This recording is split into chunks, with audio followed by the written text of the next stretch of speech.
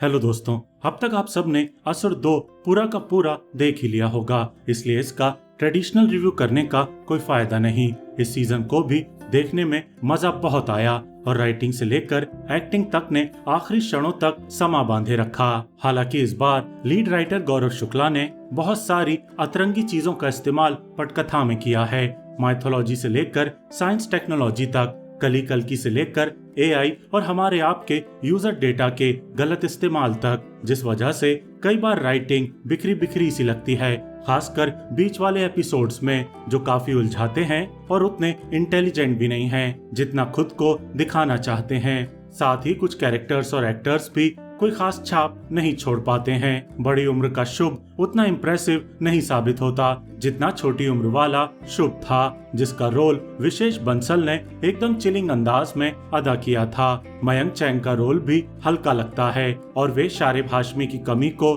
कतई दूर नहीं कर पाते। फिर जिस अंदाज में नैना को कंप्यूटर जीनियस दिखाया गया है, इतना कि हर प्रॉब्लम के सॉल्यूशन के लिए डीजे और निखिल उसी का मुंह ताकते रहते हैं, वो काफी आसान राइटिंग का एग्जाम्पल है और काफी इरिटेट भी करता है।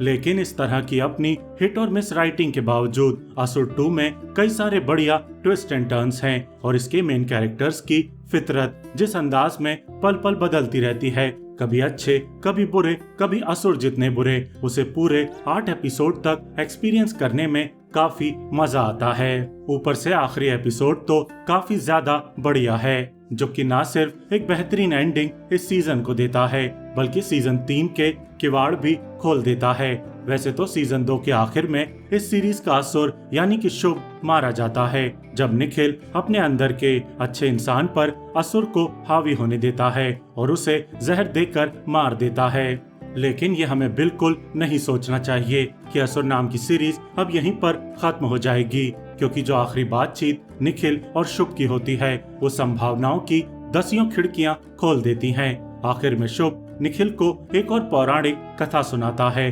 कोका और विकोका की, जो कली के 2 महाशक्तिशाली सेनापति थे, और कहता है कि इस पौराणिक कहानी में भी कल्कि के हाथों कली की मौत नहीं होती, क्योंकि वो उस शरीर में था ही नहीं। कली उस शरीर का त्याग करके एक नए शरीर में प्रवेश कर चुका था और कली के लिए प्रत्येक अंत एक नया प्रारंभ है। इसके तुरंत बाद निखिल शुभ को मार देता है, लेकिन ये डायलॉग काफी क्लियर कर देता है कि इस मौत के बावजूद कली जिंदा है और शुभ की जगह किसी और शरीर को धारण कर चुका है। अब ये नया शरीर कौन है, इसका हिंट अगले ही सीन में मिल भी जाता है, जिसमें धनंजय राजपूत शुभ को बचपन से जानने वाली वृंदा से मिलने जाता है, लेकिन वृंदा उसे कहीं नहीं मिलती और उसकी जगह घर में असुर की 2-3 पेंटिंग्स मिलती हैं, जिसमें अलग अलग स्वरूपों के असुर बने होते हैं। सीरीज इससे पहले भी हिंट दे ही चुकी थी कि वृंदा असल में शुभ से मिली हुई है और एक जगह तो वो अपने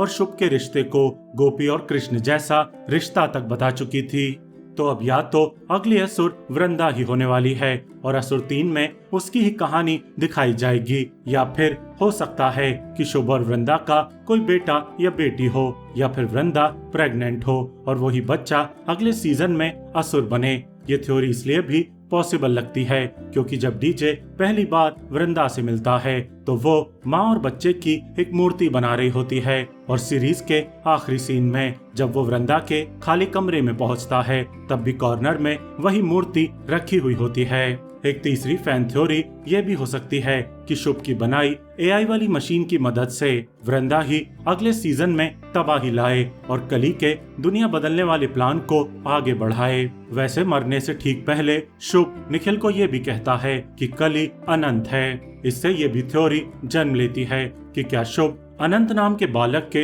अगला कली होने की बात कर रहा है, जिसे कि धनंजय राजपूत ने बहुत ही स्मार्टली कल्कि के अवतार के तौर पर पेश किया था। हो सकता है और ये भी हो सकता है कि हम एक बहुत छोटी सी बात पर बहुत ज्यादा ध्यान दे रहे हों। वैसे इस आखिरी सीन से ठीक पहले नुसरत को हॉस्पिटल में दिखाया जाता है, जहां वो शुभ का एक मैसेज फोन पर पढ़ रही होती है, जिसमें वो नुसरत को मैनिपुलेट करते हुए कह रहा होता है कि तुम में और मुझ में कोई अंतर नहीं है, क्योंकि नुसरत ने भी अपनी बहन को बचाने के लिए एक निर्दोष को मरने दिया था। यानी कि इस सीजन खत्म होते होते हर वो मेन किरदार जो अच्छा था किसी न किसी रूप में असुरीय प्रवृत्ति दिखा चुका है, चाहे वो डीजे हो, निखिल हो या नुसरत हो। और हो सकता है कि उन किरदारों में से ही कोई एक अगला असुर बने या फिर नए वाले असुर का साथी बने, कोका और विको का। और ऐसा होने की संभावना नुसरत के साथ ज्यादा नजर आ रही है, क्योंकि इस सीजन में एक वो ही है जो अपने अंदर की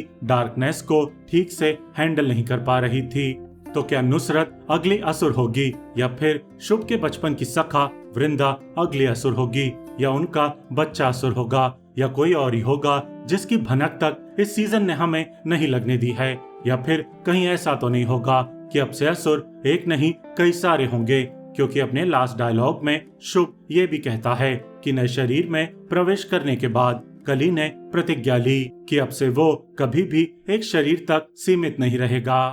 तो भाई लोग, असुर 2 बहुत सारे सवाल छोड़ कर गया है, और ये बात एकदम पक्की है कि ये कहानी असुर 2 के साथ खत्म नहीं होने वाली है। असुर 3 शर्तिया बनेगा, और ये भी पक्का है कि पहले और दूसरे सीजन की तरह ही काफी इंटरेस्टिंग रहने वाला है। बस शो के मेकर्स हमारा इतना ख्याल भर रखें कि सीजन 3 लाने में इस बार सीजन 2 की तरह 3 साल नहीं लगा दें, और हो सके तो सीजन 2 की कमियों को भी नजरअंदाज न करें, बल्कि अपनी राइटिंग को और बेटर बनाएं। नहीं तो ऐसा लगेगा कि वे बस एक हिट सीरीज को बेवजह खींच रहे हैं। मिलते हैं अगले वीडियो में।